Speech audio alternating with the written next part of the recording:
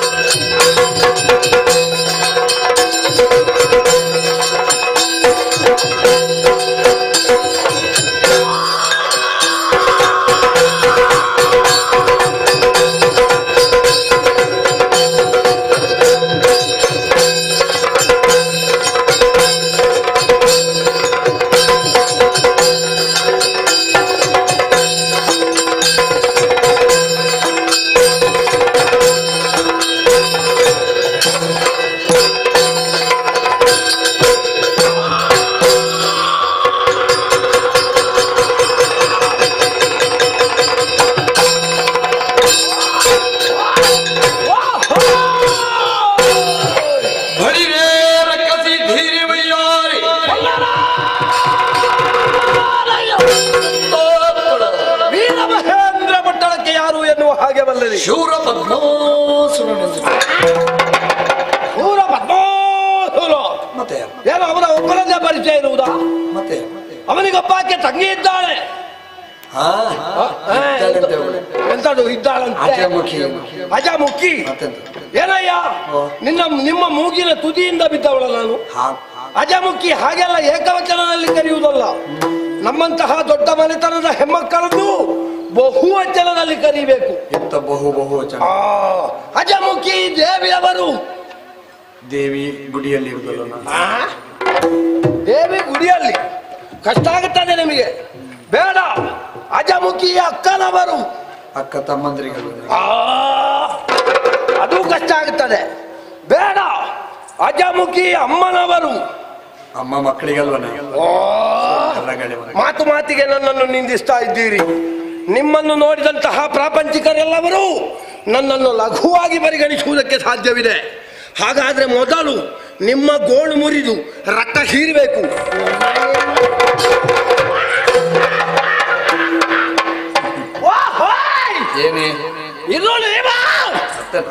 ನೀವಾದೀತು ಅಂದ್ರೆ ನೀವು ಏನು ಹೇಳಿದ್ರು ಆದೀತು ಅಂತ.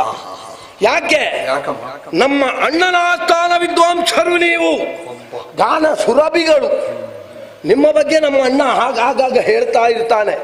ನೀವು ಗುರು ಸಮಾನರಾದಂತಹ ನೀವು ನಮ್ಮ ಬಗ್ಗೆ ಏನು ಹೇಳಿದ್ರು ಅದು ದೊಡ್ಡ ವಿಷಯ ಅಲ್ಲ. ಹೋ ಹೋ ಹೋ ಹೋ ಜೊತೆಯಾಗಿ ಇವರೂ ಇದ್ದಾರೆ. ವಯಸ್ಸಾದ್ರೂ ಇನ್ನೂ ಕೂಡ ಎಳೆಯ ತರುಣರನ್ನೇ ನಾಚಿಸುವ ರೀತಿಯಲ್ಲಿ ನಮಗೆ ಸ್ಫೂರ್ತಿಯನ್ನು ತುಂಬುವವರು. ಹಾಗಾದ್ರೆ ಜೊತೆಯಲ್ಲಿ ಅವರು ಇದ್ದಾರೆ. ಅವರು ಈಗೀಗ ಊರಲ್ಲಿರುವುದೇ ಕಷ್ಟ, ಹೆಚ್ಚಾಗಿ ವಿದೇಶ ಪ್ರಯಾಣದಲ್ಲೇ ಇರುವವರು. ಹೌದು. ಹಾಗಾದ್ರೆ ನೀವು ಮೂವರು ಒಂದಾದರೆ ಇಂತಾದ್ರೆ ನಿಮ್ಮನ್ನು ಎದುರಿಸುವಂತಹ ಸಾಮರ್ಥ್ಯವುಳ್ಳವರು ಯಾರಿದ್ದಾರೆ ಹೇಳಿ? ಎದುರಿಸಲಿಲ್ಲ ಬಿಡು.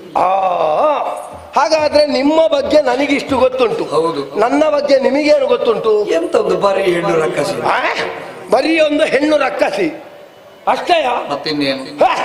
ಹಾಗಲ್ಲ. ಕಶ್ಯಪ ಬ್ರಹ್ಮನ 13 ಮಂದಿ ಮಡದಿಯರಲ್ಲಿ ಓರ್ವಾಕ್ಯ ಸುರಸಾದೇವಿ, ಅವಳ ಪಾವನ ಗರ್ಭಾಬುದಿಯಲ್ಲಿ ಹುಟ್ಟಿಕೊಂಡವರು 4. ಹಿರಿಯವ ತಾರಕಾಸುರ, ಶೂರಪದ್ಮ, ಸಿಂಹಾಸ್ಯ, ಅಜಮುಖಿ ಎನ್ನುವ ಹಾಗೆ ಹುಟ್ಟಿದ್ದೇನೆ. ಆದ್ರೆ ನನ್ನನ್ನೊಮ್ಮೆ ಸರಿಯಾಗಿ ನೋಡಿ ಸ್ವಾಮಿ, ನನಗೆ ಪ್ರಾಯ ಎಷ್ಟಾಗಬಹುದು? ಪ್ರಾಯ ಒಂದು 51 ಆಗ್ಲಿಕ್ಕಿಲ್ವ? 51. ಅದು ನಿಮ್ಮ ಅಜ್ಜಿಗೆ 51. ಅಜ್ಜಿಗೆ ಹೆಚ್ಚಾಗಿದೆ. ಅದು ನಾನು ಹಾಗೆ ಅಲ್ವಾ? ನಾವೆಲ್ಲ ದೊಡ್ಡವರ ಮನೆಯ ಮಕ್ಕಳು. ನಾವು ತಿಂದು ಬೆಳೆದದ್ದಷ್ಟೇ. ಪ್ರಾಯ ಆಗ್ಲಿಲ್ಲಪ್ಪ. ಸಾಧಾರಣ ಅಂತ ಹೇಳಿದ್ರೆ ನಿನ್ನೆ ನನ್ನ ಜಾತಕವನ್ನು ಕೊಂಡು ಹೋಗಿ ತೋರಿಸಿದ್ದೇನೆ. ಆಗ ನಮ್ಮ ಆಸ್ಥಾನದ ಜೋಯಿಸರು ಹೇಳಿದ್ದಾರೆ, ಮಗಳೇ 14 ವರ್ಷ 11 ತಿಂಗಳು 13 ದಿವಸ ಈಗ ಕಳೀತು ಅಂತ. ಅಂದ್ರೆ 17ಕ್ಕೆ ಕಾಲಿಡುವುದರಲ್ಲಿ ಇದ್ದೇನಷ್ಟೇ. ದೈತ್ಯ ಪ್ರತಿಭೆ. ದೇಹ ದೈತ್ಯ ದೇಹ ಅಷ್ಟೇ. ಹಾಗಾದ್ರೆ ಈಗ ನಾನು ನಿಮ್ಮಲ್ಲಿ ಕೇಳ್ತೇನೆ ಸ್ವಾಮಿ, ಪ್ರಾಯಕ್ಕೆ ಬಂದಂತಹ ಹೆಮ್ಮಕ್ಕಳಿಗೆ ಏನು ಬೇಕು? ಮೈ ತುಂಬ ಆಭರಣ, ವಸ್ತ್ರಾಭರಣ ಅಷ್ಟೇಯಾ? ಹೊಟ್ಟೆಗೆ ಆಯ್ತಾ? ಅಲ್ಲಿಗೆ ಮುಗೀತಾ? ವ್ಯವಸ್ಥೆ. ಅದಲ್ಲ, ತಿನ್ನುವುದಕ್ಕೆ, ಉಡುವುದಕ್ಕೆ, ತೊಟ್ಟುಕೊಳ್ಳುವುದಕ್ಕೆ ಅಷ್ಟೇ ಇದ್ರೆ ಸಾಕಾಗುವುದಿಲ್ಲ. ಎಳೆಯ ಹೆಮ್ಮಕ್ಕಳು ಪ್ರಾಯ ಸಮರ್ಥರಾದಾಗ ಅವರಿಗೆ ಸರಿ ಸಮಾನನಾದಂತಹ ಒಬ್ಬ ಗಂಡಸು ಬೇಕು. ಅದು ಹೆಂಗಸು ಹೇಳುದಲ್ಲ, ಬಾಕಿ ಅವ್ರು ಹೇಳ್ಬೇಕು, ಹಿರಿಯರು.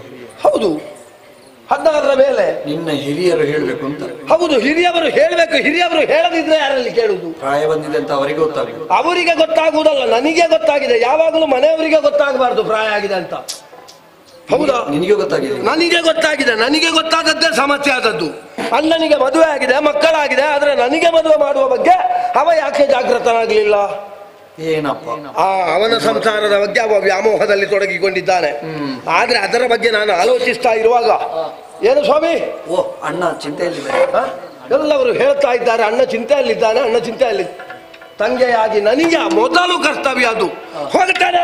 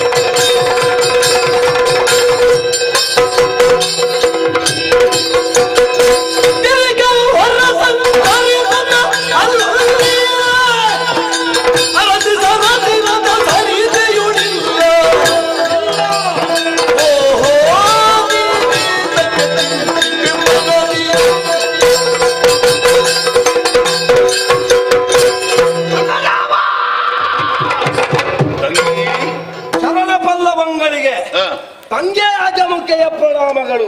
ಏಳು ಮಗಳ ಏಳು. ಏನನ್ನ ಇದು?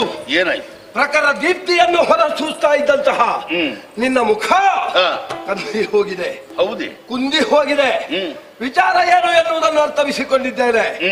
ಶಚಿ ನಿನಗೆ ಸಿಗಲಿಲ್ಲ ಎನ್ನುವ ಕಾರಣದಿಂದ ಚಿಂತಾಕ್ರಾಂತರಾದೆಯ. ಬಿಡಣ್ಣ ಯೋಚನೆ. ಶಚಿ ಇಲ್ಲದಿದ್ರೆ ಏನು? ನಾನಿಲ್ವೇ? ಯಾಕೆ ಕರ್ಮಕ್ಕ? ನೀನ್ ಯಾಕೆ? ಅವಳನ್ನು ಹುಡುಕುವುದಕ್ಕೆ ನಾನಿಲ್ವೇ ಅಂತ ಹೇಳಿದ್ದು. ಹುಡುಕುವುದ? ನೀನು? ಹೌದು ಅಣ್ಣ. ನನಗೊಂದು ಅಡಮತಿಯನ್ನು ಕೊಟ್ಟದ್ದು ಹೌದು ಅಂತ ಆದ್ರೆ ಏನು ಮಾಡ್ತಿ? ನಾನು ಸೂಕ್ಷ್ಮವಾದಂತಹ ರೂಪವನ್ನು ಧರಿಸಿ ಅವಳು ಇಳೆ 3ರಲ್ಲಿ ಇದ್ರು ಹುಡುಕಿ ನಾನು ತಂಗಿ. ರಕ್ಕಸ ಕುಲದಲ್ಲಿ ಗೂಢಚಾರಿಕೆ ಮಾಡುವವರೇನು ಕಡಿಮೆ ಇಲ್ಲ, ಗೊತ್ತಾಯ್ತಲ್ಲ? ಹೌದು. ದೇವಲೋಕವನ್ನು ಸೇರಿದವರು ಆ ದೇವೇಂದ್ರ ಮತ್ತು ಶಚಿ ಎಲ್ಲಿದ್ದಾರೆ ಅಂತ ಬಹಳಷ್ಟು ಹುಡುಕಾಡಿದ್ದಾರೆ. ಅಲ್ಲಿ ಕಾಣದಿದ್ದಾಗ ಯಕ್ಷ ಗರುಡ ಗಂಧರ್ವ ಲೋಕವನ್ನೆಲ್ಲ ಸಂಚಾರ ಮಾಡಿದ್ದಾರೆ. ಭೂಮಿಗೆ ಇಳಿದಿದ್ದಾರೆ, ಪಾತಾಳವನ್ನು ಸೇರಿದ್ದಾರೆ. ಎಲ್ಲಿಯೂ ಅವರು ಕಾಣ ಸಿಕ್ಕಿದ್ದಿಲ್ಲವಂತೆ. ಹಾಗಾದ್ರೆ ಶಚಿಯನ್ನು ಹುಡುಕುವುದಕ್ಕೆ ಎಲ್ಲಿಗೆ ಹೋಗುತ್ತೀರಿ?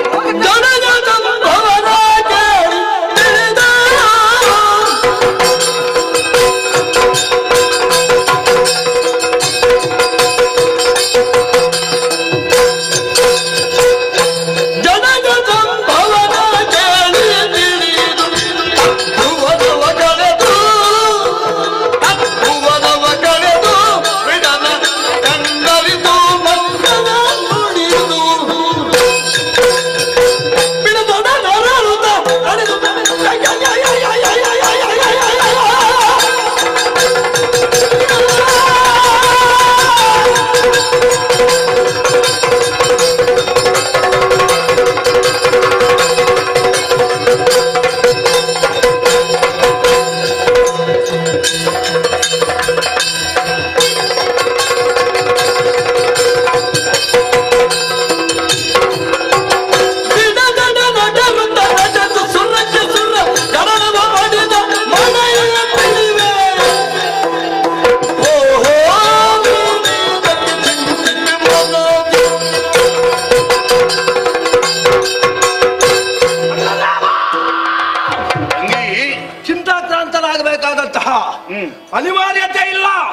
ದೈತ್ಯ ಬಂದಿದೆ.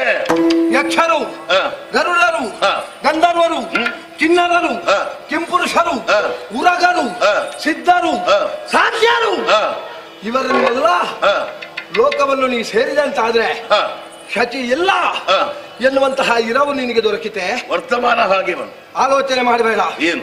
ನಾನು ಹೋಗುವುದೆಲ್ಲಿಗೆ? ಎಲ್ಲಿಗೆ? 18 ಬ್ರಹ್ಮಾಂಡವನ್ನು ಸುತ್ತಾಡ್ತೇನೆ. ಅಲ್ಲಿ ಶಚಿಯಲ್ಲಿದ್ದಾಳೆ ಎನ್ನುವ ಹಾಗೆ ಹುಡುಕುತ್ತೇನೆ. ಅಲ್ಲಿ ಇಲ್ಲ ಮಾರಾಯ್ತು. ಇಲ್ಲ ಅಂತಾದ್ರೆ ನಾನು ನೇರವಾಗಿ ಸತ್ಯಲೋಕವನ್ನು ಸೇರ್ತೇನೆ. ಸತ್ಯಲೋಕವನ್ನು ಸೇರ್ತೇನೆ. ಹೌದೇ? ಹೌದು. ಸತ್ಯಲೋಕದಲ್ಲಿರುವವು ಯಾರು? ಬ್ರಹ್ಮದೇವ. ಹೌದು, ಸೃಷ್ಟಿಕರ್ತ. ಸಕಲ ಜೀವರಾಶಿಗಳಿಗೂ ಸೃಷ್ಟಿಗೆ ಮೂಲ ಅವ. ಮೂಲ ಅಲ್ಲ, ಅವನಿಂದಲೇ ಪ್ರಾರಂಭ ಅಲ್ವಾ? ಹಾಗಾದ್ರೆ ಅವನಲ್ಲಿ ಕೇಳ್ತೇನೆ, ಏನು? ನೀನು ಸೃಜಿಸಿದ ಶಚಿ ಎಲ್ಲಿದ್ದಾಳೆ? ಆಮೇಲೆ ಅವನ ಗಡ್ಡದಲ್ಲಿ ಹಿಡಿದು ಕೇಳುವುದು. ಈಗ ಅವನಿಗೆ ಗಡ್ಡ ಬಂದಿದೆ ಅಂತ ಗೊತ್ತಾಗುವುದು ಹೇಗೆ? ನಿನ್ಗೆ ಹೇಗೆ ಗೊತ್ತು? ನನ್ನದೊಂದು ಕಲ್ಪನೆ. ಬ್ರಹ್ಮ ಅಂತ ಹೇಳಿದ್ರೆ ಗಡ್ಡ ಎಲ್ಲ ಇರ್ಬೋದು, ಜ್ಞಾನಿ ಅಲ್ವಾ? ಹಾಗೆ. ಹಾ, ಆದ್ರಿಂದ ಅವನಲ್ಲಿ ಹೋಗಿ ಕೇಳ್ತೇನೆ. ಅವ ಒಪ್ಪದೇ ಇದ್ರೆ ಅಲ್ಲಿಂದ ನೇರವಾಗಿ ಕೈಲಾಸವನ್ನು ಸೇರಿಕೊಳ್ತೇನೆ. ಅಲ್ಲಿ ಹೋಗಿ ನಮ್ಮ ಕುಲದೇವನಾದಂತಹ ಶಂಕರ ಇದ್ದಾನೆ, ಅವನ ಜಟೆಯಲ್ಲಿ ಹಿಡಿದು ಕೇಳ್ತೇನೆ ಎಲ್ಲಿದ್ದಾಳೆ ಶಚಿ ಎನ್ನುವ ಹಾಗೆ. ಅಲ್ಲಿಯೂ ಇಲ್ಲದಿದ್ರೆ? ಅಲ್ಲಿಯೂ ಇಲ್ಲದ್ರೆ ಮತ್ತೆ ವೈಕುಂಠಕ್ಕೆಲ್ಲ ಹೋಗ್ಬೇಕು ಅಂತ ಇಲ್ಲ. ಯಾಕಂದ್ರೆ ಅವ ಎಷ್ಟಿದ್ರು ಅಷ್ಟೇ, ಅವ ನಮಗೆ ಸರಿ ಹೇಳ್ತಾನ. ವೈಕುಂಠ ಒಂದು ದಿನ ಆಗುತ್ತದೆ. ಹೌದು, ಅದು ಬೇಡ. ಆದ್ರೂ ಉಳಿದ 2 ಲೋಕವನ್ನು ಸೇರಿ ಶಚಿಯ ಇರವನ್ನು ತಿಳಿದು ನಿನಗೆ ಅವಳನ್ನು ತಗೊಂಡು ಬರ್ತೇನೆ.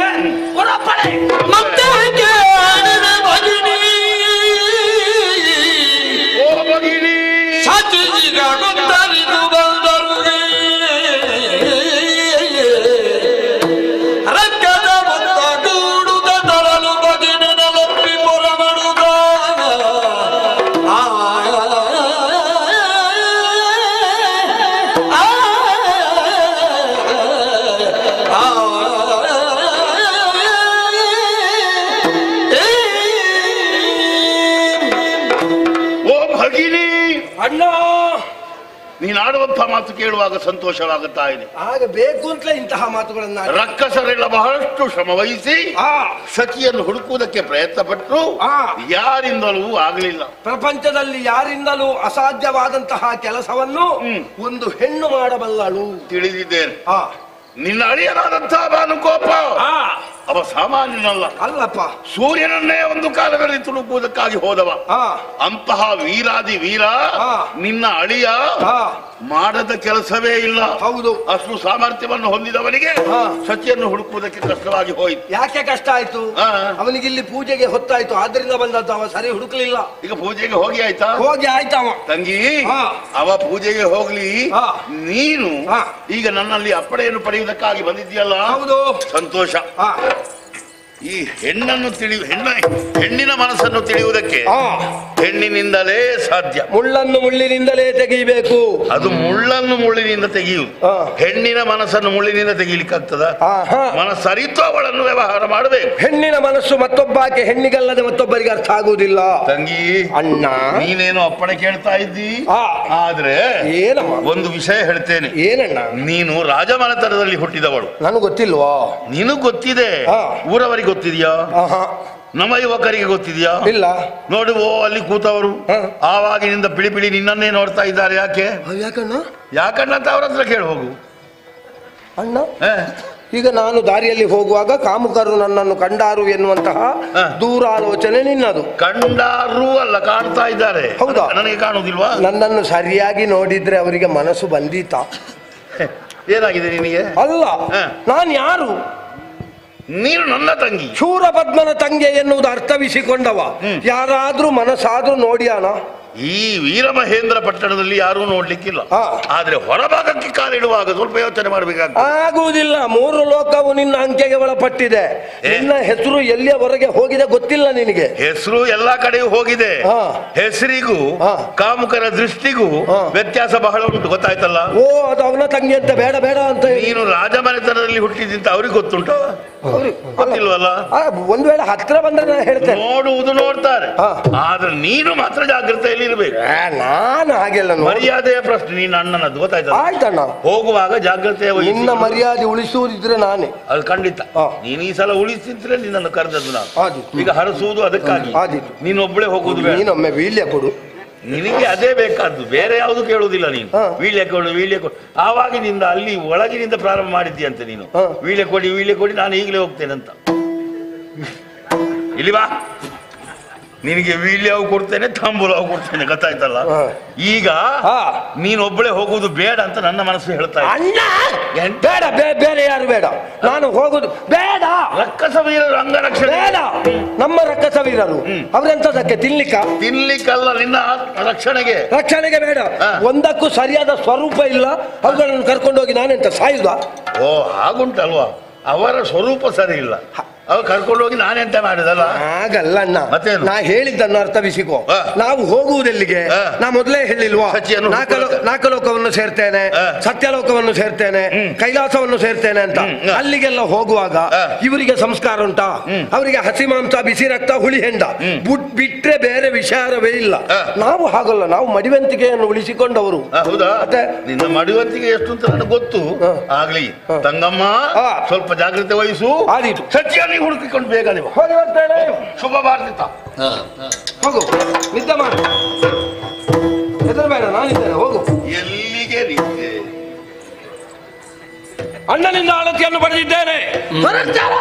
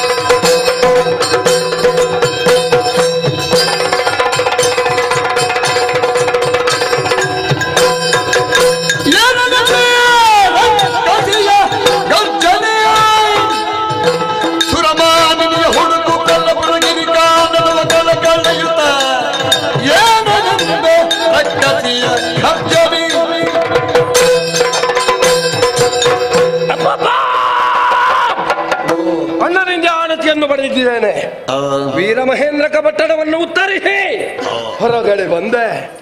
ನಾ ಹೊರಟಂತಹ ರಭಸವನ್ನು ಕಂಡಿರ, ಕಾಲ ಕೆಳಗಿರುವಂತಹ ಧೂಳು ನಭೋಮಂಡಲವನ್ನು ವ್ಯಾಪಿಸುವ ರೀತಿಯಲ್ಲಿ ದೊಡ್ಡ ದೊಡ್ಡ ಹೆಜ್ಜೆಗಳನ್ನಿಡುತ್ತಾ ಬಂದೆ.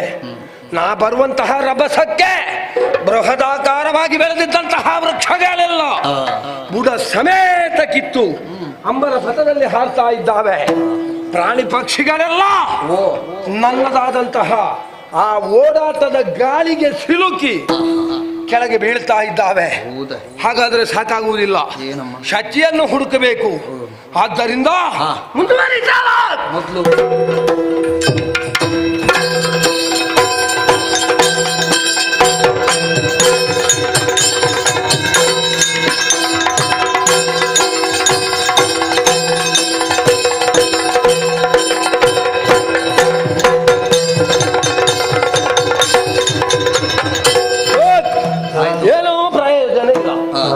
ಅಂಬರ ಪಥವನ್ನು ಏರಬೇಕಾದ ಅನಿವಾರ್ಯತೆ ಇದೆ.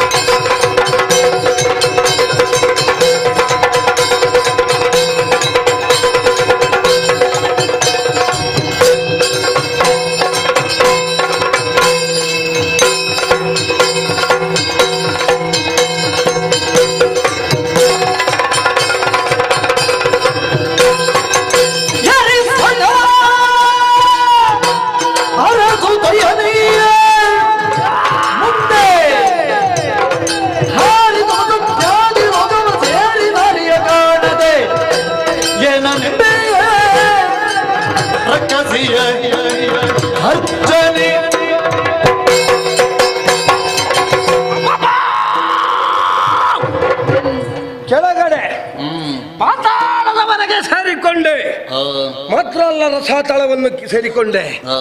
ಎಲ್ಲಿ ಹೋದ್ರು ಶಚಿಯ ಸುಳಿವೇ ಇಲ್ಲ. ತದನಂತರ ನೇರವಾಗಿ ಭೂಲೋಕಕ್ಕೆ ಬಂದಂತಹ ನಾನು ಲಂಘಿಸಿದ್ದೆಲ್ಲಿಗೆ ಬಲ್ಲಿರ? ಬೃಹದಾಕಾರವಾದಂತಹ ಪರ್ವತಗಳ ತುದಿಗೆ.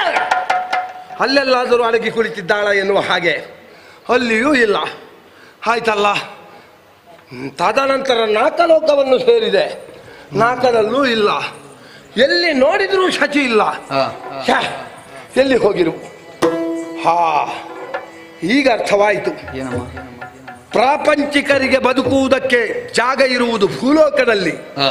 ಅಂತಹ ಭೂಲೋಕಕ್ಕೆ ಈ ಹಿಂದೆ ದೇವತೆಗಳು ತಮ್ಮ ಕಷ್ಟವನ್ನು ಪರಿಹರಿಸಿಕೊಳ್ಳುವುದಕ್ಕೆ ಅದೆಷ್ಟೋ ಬಾರಿ ಬಂದಂತಹ ಉದಾಹರಣೆಗಳುಂಟು. ಹಾಗಾದರೆ ಈಗ ಶೂರಪದ್ಮನ ಬೆದರಿಕೆಗೆ ಹೆದರಿದಂತಹ ಇವರೆಲ್ಲ ಯಾಕೆ ಭೂಲೋಕದಲ್ಲಿರಬಾರ್ದು? ಹಾಗಾದರೆ ಭೂಲೋಕದ ಸಂದುಗೊಂದು, ಹಳ್ಳಿ ಹಳ್ಳಿ, ಕೇರಿ ಕೇರಿ, ಗಲ್ಲಿ ಗೆಲ್ಲಿ ತಿರುಗಬೇಕಲ್ಲ. ಹೊರಟ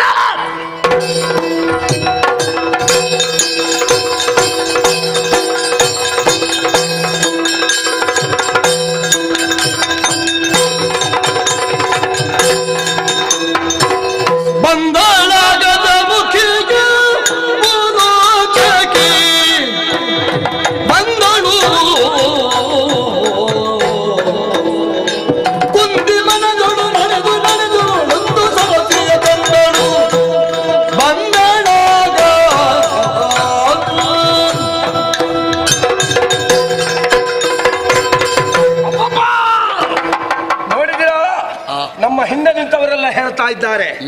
ಬಂದಳಾಗ ಜಮುಕಿಯು ಬಂದಳಾಗ ಮಂದಗಮನೆಯಂತೆ.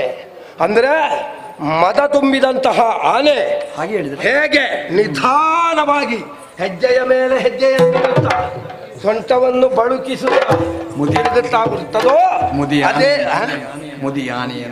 ಎಂತದು ಮುದಿಯಾನೆ. ನಾನು ಮತ್ತೆ ಮದ ತುಂಬಿದಾನೆ ಅಂತ ಹೇಳಿದ್ದು.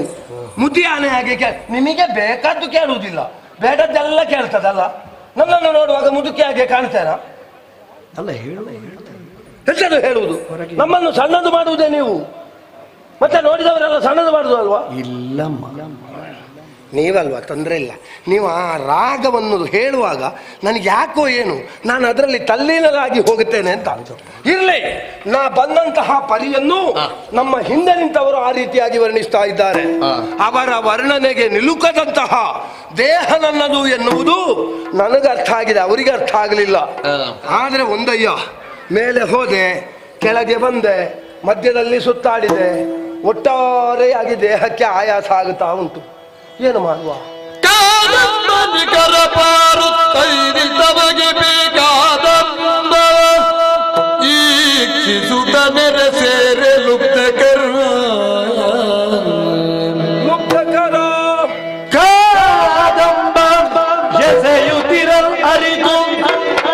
ಮುಂದೊತ್ತು ತನಿ ಬರ ಪಿಡಿದು ಭಕ್ಷಿಸುತ್ತಲೀ ಭಕ್ಷಿಸುತ್ತಲೀ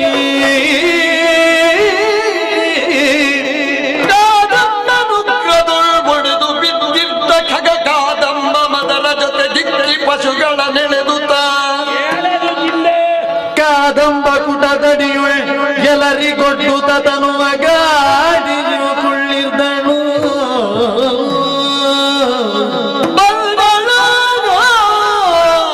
ಅಜಮುಗಿಯು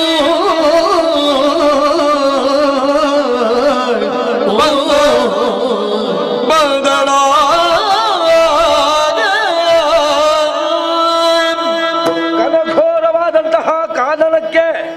ಕಾದಂಬ ಎನ್ನುವಂತಹ ಹೆಸರುಂಟು. ಆದ್ದರಿಂದಲೇ ನಾನು ಬಂದದ್ದು ಕಾದಂಬ ಎನ್ನುವಂತಹ ಪ್ರದೇಶಕ್ಕೆ. ಯಾಕೆ? ಒಂದು ಸೂರ್ಯನ ರಶ್ಮಿ ಒಂದು ಸ್ವಲ್ಪವೂ ಬೀಳುವುದಿಲ್ಲ. ಹಗಲು ಹೊತ್ತಿನಲ್ಲೇ ಇಷ್ಟು ಕತ್ತಲೆ ಉಂಟು ಇಲ್ಲಿ. ಹಾಗಾದ್ರೆ ರಾತ್ರಿ ಆದ್ರೆ ಬರ್ಲಿಕ್ಕೆ ಸಾಧ್ಯ ಇಲ್ಲ. ನಮ್ಮಂತಹ ರಾಕ್ಷಸರಿಗೆ ಬಿಟ್ರೆ ಎಂಟದೆಯ ಭಂಟನಾದವನಿಗೂ ಇದರ ಒಳಗೆ ಪ್ರವೇಶ ಸಾಧ್ಯವೇ ಇಲ್ಲ. ಹಾಗೆ ನಡ್ಕೊಂಡು ಬಂದೆ. ಒಂದೆಡೆಯಲ್ಲಿ ದೇಹಕ್ಕೆ ಆಯಾಸವಾಗುತ್ತಾ ಇದೆ, ಮತ್ತೊಂದೆಡೆಯಲ್ಲಿ ಉದರಾಗ್ನಿ ಬಾಧಿಸ್ತಾ ಇದೆ, ಇನ್ನೊಂದೆಡೆಯಲ್ಲಿ ತ್ರಷೆ ಗಂಟಲ ಪಸೆ ಆರುತ್ತಾ ಇದೆ. ಅದಕ್ಕೇನು ಮಾಡಿದ್ದೆ? ಏನು ಮಾಡುವುದು ಎನ್ನುವ ಹಾಗೆ ಆ ಕಡೆ ಈ ಕಡೆ ನೋಡುವಾಗ ಓ ಹೋ ಹೋ ಹೋ ಹೋ ಸಾಲು ಸಾಲಾಗಿ ಎಂತದು ಗೋವುಗಳು ಹೌದಾ ಮೇಯುವುದಕ್ಕೆ ಬರ್ತಾ ಇದ್ವು. ಅದನ್ನು ದೂರದಿಂದಲೇ ಕಂಡಂತಹ ಪಂಚಾಸ್ಯ ಅಂದ್ರೆ ಸಿಂಹ ಹೌದಪ್ಪ ಗೊತ್ತ ಅದರ ಮೇಲೆ ಲಂಘಿಸಿ ಒಂದು ಗೋವನ್ನು ಕೊಂದು ಸ್ವಲ್ಪ ತಲೆಯನ್ನು ಹಿಡ್ಕೊಂಡು ಹೋಯಿತು. ಸ್ವಲ್ಪ ಮಾಂಸ ಅದಕ್ಕೆ ಬೇಕಾದದ್ದು. ಹಾಗಾದ್ರೆ ನಾನೇನು ಮಾಡೋಣ?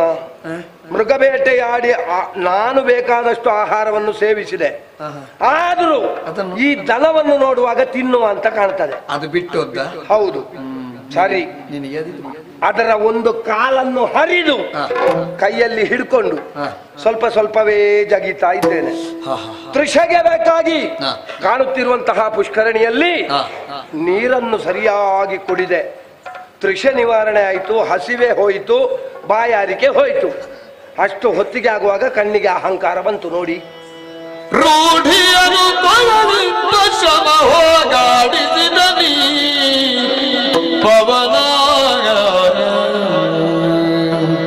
ಪವನ ಬಾಯೊಳಗಾಡಿದೊಡೆ ಫಲಮಿಗುದೇ ಮತ್ತೀ ಸಮಯ ಗರವಚದಿ ಜೋಡಿಗನು ತಾನೊದಗಲಿ ಸುಖಕ್ಕೆ ಡಗುದೆ ಮಧುಮಾಧವಿಗೆ ತಾ ಕೂಡಿದಂಟನು ತಿಸುತ್ತಿದ್ದ ಅದ ಮುಗಿಯೋ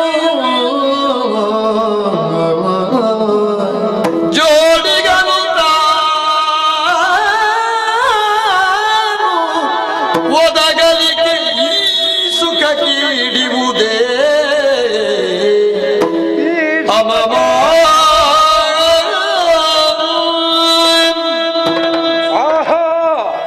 ನಮ್ಮ ಅಣ್ಣನ ಆಜ್ಞಾಧಾರಕನಾದಂತಹ ಪವನ ಅಂದ್ರೆ ವಾಯು ಅವನ ಆಜ್ಞೆಯಂತೆ ಬೀಸ್ತಾ ಇದ್ದಾನೆ. ಹಾಗಂತ ಜೋರಾಗಿಯೂ ಅಲ್ಲ, ಮಂದವಾಗಿಯೂ ಅಲ್ಲ, ಒಂದು ಹದದಲ್ಲಿ ಬೀಸ್ತಾ ಇದ್ದಾನೆ. ಯಾಕೆ? ಅಜಮುಖಿ ಬಳಲಿದ್ದಾಳೆ, ಅವಳಿಗೆ ಸುಖ ಬೇಕು ಎನ್ನುವ ಕಾರಣದಿಂದ ಮಂದವಾಗಿ ಬೀಸ್ತಾ ಇದ್ದಾನೆ. ಅಪ್ಪ, ನನ್ನ ತನುವನ್ನು ಆ ಪವನ ಸೋಕಿದ ಕ್ಷಣದಲ್ಲಿ ನನ್ನ ಆಯಾಸ ಎಲ್ಲ ನಿವಾರಣೆ ಆಯಿತು. ದೇಹಕ್ಕೊಂದು ಯಾವುದೋ ಹೊಸ ರೀತಿಯ ಉಲ್ಲಾಸ ಅಂದ್ರೆ ಮಾತ್ರ ಅಲ್ಲ, ಮನಸ್ಸಿನಲ್ಲಿ ಹಲವು ಬಯಕೆ. ಹಸಿವೆ? ಹೌದು, ಬಯಕೆ ಮನಸ್ಸಿನ. ಎಂತದು? ಹೊಟ್ಟೆಯ ಹಸಿವು ನಿವಾರಣೆಯಾಯಿತು, ಆದ್ರೆ ದೇಹದ ಕಸು ನಿವಾರಣೆ ಆಗಲಿಲ್ಲಲ್ಲ. ಏನು ಆರೋಗ್ಯ ಸರ್ ಅಲ್ವಾ? ಆರೋಗ್ಯದಲ್ಲ. ಅಯ್ಯೋ, ಹೇಳಿ ಕೇಳಿ ನಾನು ಕಾಡಿನಲ್ಲಿದ್ದೇನೆ. ಪ್ರಾಯ ಸಮರ್ಥನಾದಂತಹ ಒಬ್ಬ ಹುಡುಗ, ಅನುರೂಪನಾದಂತಹ ಹುಡುಗ ನನಗೆ ಸಿಗುತ್ತಿದ್ರೆ ಅವನ ತುಟಿಗೆ ಈ ಚೆಂದುಟಿಯನ್ನೊತ್ತಿ ಅವನ ಮುಖವನ್ನು ನನ್ನ ಕುಚದ್ವಯಗಳಿಗೆ ಅಪ್ಪಿ ಅವನಿಗೆ ರತಿ ಸುಖದಲ್ಲಿ ರತಿಗಿಂತಲೂ ಮಿಗಿಲಾಗಿ ಅವನನ್ನು ಅನುಭವಿಸ್ತಿದ್ದೆ, ಅವನನ್ನು ಸೇವಿಸ್ತಿದ್ದೆ. ಅಯ್ಯೋ, ಒಟ್ಟಾರೆ ನಮ್ಮ ಮನೆಯವರಿಗೆ ಇದೇ ಆಗಿ ಹೋಯಿತು. ಎಲ್ಲ ಅವರವರ ಮದುವೆ ಆಗುವುದು, ಅವರವರ ಮಕ್ಕಳದ್ದೇ ಆಯಿತು. ನಮಗೆ ಮದುವೆ ಮಾಡುವ ಬಗ್ಗೆ ಯಾರು ಆಲೋಚನೆ ಮಾಡುವುದಿಲ್ಲ. ಛೇ, ಅನಿತರೊಳಯ್ಯದೆ ಮುನಿ ದೂರ್ವಾಸನು ವನದೊಳಗೋರ್ವನೆ ಬರಲಿ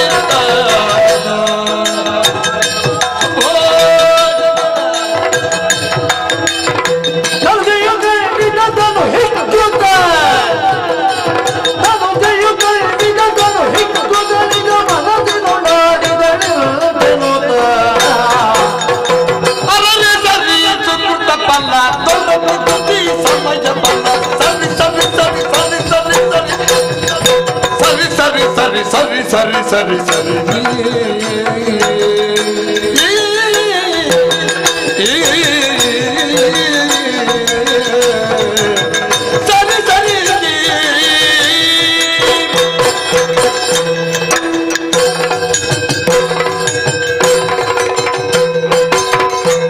ಸರಿ ಸರಿ ಇದು ಸುಕೃತ ಫಲ ದೊರಕಿದುತಿ ಸಮಯ ಫಲ ದೊರಕಿದುತಿ ಸಮಯ ಬಲ ಸರಿ ಸರಿ ಸರಿ ಸರಿ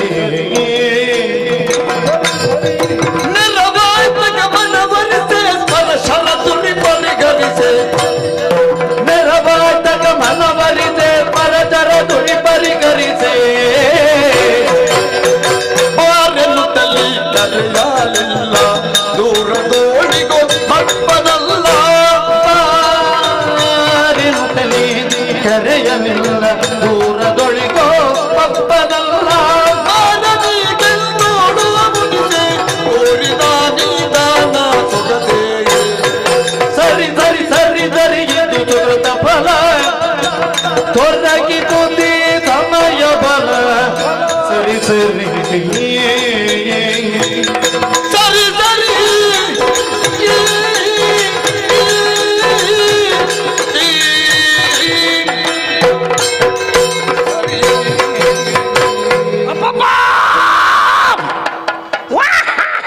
ಮೆಲ್ಲ ಮೆಲ್ಲ ಮೆಲ್ಲ. ಏನಯ್ಯ ಇದು? ಅಬ್ಬಾ, ನಾ ಈ ಹೊತ್ತಿಗೆ ಇಂತಹ ಒಂದು ಅವಕಾಶ ಕೂಡಿ ಬರಬಹುದು ಎನ್ನುವ ಹಾಗೆ ಕನಸಿನಲ್ಲೂ ಎಣಿಸಿದವಲ್ಲ. ಇಲ್ಲದಿದ್ರೆ ಆಯಾ ಆಕೃತಿ, ಭಾವ, ಭಂಗಿ, ಓಜಸ್ಸು, ತೇಜಸ್ಸು, ಉಪ್ಪು ಹುಪ್ಪು, ಕಟ್ಟಿ ತುಟ್ಟಿ, ಅಯ್ಯೋ ಅವನೊಬ್ಬನಿದ್ದಾನಂತೆ ಅನಂಗ, ಅವನಲ್ಲುಂಟಂತೆ ಪಂಚಶರಗಳು. ಚೂತ, ಅಶೋಕ, ಅರವಿಂದ, ನವಮಲ್ಲಿಕ, ನೀಲೋತ್ಪಲ ಎನ್ನುವಂತಹ ಪಂಚಶರಗಳನ್ನು ಪುಂಖಾನುಪುಂಖವಾಗಿ ಏಕಕಾಲದಲ್ಲಿ ನನ್ನ ದೇಹಕ್ಕೆ ಪ್ರಯೋಗಿಸಿದನಪ್ಪ. ಅಯ್ಯೋ, ಕಾಮನ ಬಾಧೆಯನ್ನು ಸಹಿಸುವುದಕ್ಕೆ ಸಾಧ್ಯ ಇಲ್ಲ. ಹಾಗಂತ ಮರದ ರೆಂಬೆಯನ್ನು, ಮರದ ಬೇರನ್ನು ಅಥವಾ ಬೃಹದಾಕಾರದ ಮರವನ್ನು ಅಪ್ಪಿಕೊಳ್ಬೇಕು ಎನ್ನುವ ಹಾಗೆ ನಾವು ಭಾವಿಸಿದಾಗ ಒಬ್ಬಾತ ಮಣ್ಣ ಮಠ ಹೇಳ್ತಾ ಹೋದನಲ್ಲ. ಅಯ್ಯೋ, ಅವ ಎಷ್ಟು ಚಂದ! ಅವನಿಗೆ ಗಡ್ಡ ಸ್ವಲ್ಪ ಕಡಿಮೆ ಆಗಬೇಕಿತ್ತು, ಆದರೆ ಮತ್ತೂ ಚಂದ ಕಾಣ್ತಿದ್ದ. ಆದರೂ ತೊಂದರೆ ಇಲ್ಲ, ಇರ್ಲಿ. ಹೇಗಿದ್ರು ಈ ಹೊತ್ತಿಗೆ ನನಗೆ ಕೂಡಿ ಬಂದಿದ್ದಾನೆ ಅಂತ ಆದ್ರೆ ಅವನನ್ನು ಕೂಡಲೇಬೇಕು. ಅವನನ್ನು ಕಾಮ ಸುಖದಲ್ಲಿ ರಮಿಸಬೇಕು. ಎಂತ ಎಂತ ಬುದ್ಧಿ ನಿಂದು! ಕೂಡುವುದು ಎಂತದು ಕೂಡುದು? ಗೂಡಿಗ ಎಂತದು? ಸಂಸ್ಕಾರ ಇಲ್ವ? ಸರಿ ಸರಿ ಸರಿ ಸರಿ ಸರಿ ಸರಿ ಅದಕ್ಕೆ ಹೇಳುವುದು, ಮನೆಯಲ್ಲಿ ಹಿರಿಯವರು ಬೇಕು ಅಂತ. ನೀವು ಸೂಚನೆ ಕೊಟ್ಟದ್ರಿಂದ ಗೊತ್ತಾಯ್ತು, ಇಲ್ಲದಿದ್ದರೆ ನನಗೆ ಅದು ತಲೆಗೆ ಹೋಗಲಿಲ್ಲ. ನಾನು ದೀರ್ಘದೇಹಿಯಾದಂತಹ ರಾಕ್ಷಸಿ ಸ್ವರೂಪ, ಅವ ಒಬ್ಬ ಮಾನುಷ. ಅವನೆದಿರಿಗೆ ನಾ ಈ ರೀತಿಯಾಗಿ ಹೋದ್ರೆ ಸುಖ ಬಿಡಿ, ಅವನ ಸುಖವೂ ಇರ್ಲಿಕ್ಕಿಲ್ಲ. ಅವ ಎದೆ ಹೊಡೆದು ಸತ್ತೇ ಹೋದಾನು. ಇದನ್ನು ನೋಡಲು ಹಾಗಾದ್ರೆ ಏನು ಮಾಡೋದು? ನಮಗೆ ಅದೆಲ್ಲ ಲಕ್ಷ್ಯವೇ ಅಲ್ಲ. ಅಡಿಮ, ಮಹಿಮ, ಗರಿಮ, ಲಘಿಮ, ಪ್ರಾಪ್ತಿ, ಪ್ರಾಕಮ್ಯ, ಈಶತ್ವ, ವಶತ್ವ ಎನ್ನುವಂತಹ ಅಷ್ಟ ಸಿದ್ಧಿಗಳನ್ನು ಕರಗತಗೊಳಿಸಿಕೊಂಡವರು ನಾವು. ಸೂಕ್ಷ್ಮವಾದ ರೂಪವನ್ನು, ದೀರ್ಘವಾದ ರೂಪವನ್ನು. ಈಗಲೇ ನಿಮ್ಮ ಹಾಗೆ ನಾನಾಗಬೇಕಾ? ಬೇಡ ಬೇಡ ಬೇಡ ಬೇಡ, ನಮಗೆ ಸ್ವರದಲ್ಲಿ ಗೊತ್ತಾಗುತ್ತದೆ. ನಿಮ್ಮಷ್ಟು ಇಂಪು ನನ್ನ ಸ್ವರ ಇಲ್ಲ. ಉಂಟು ಆದ್ರಿಂದ ಬೇಡ, ನಿಮ್ಮ ರೂಪವನ್ನಲ್ಲ, ಅವನ ಮನವನ್ನು ಮೋಹಿಸುವಂತಹ ಒಂದು ರೂಪದಿಂದ ಬರಬೇಕಲ್ಲ. ಇದಾ ಈ ಕ್ಷಣದಲ್ಲಿ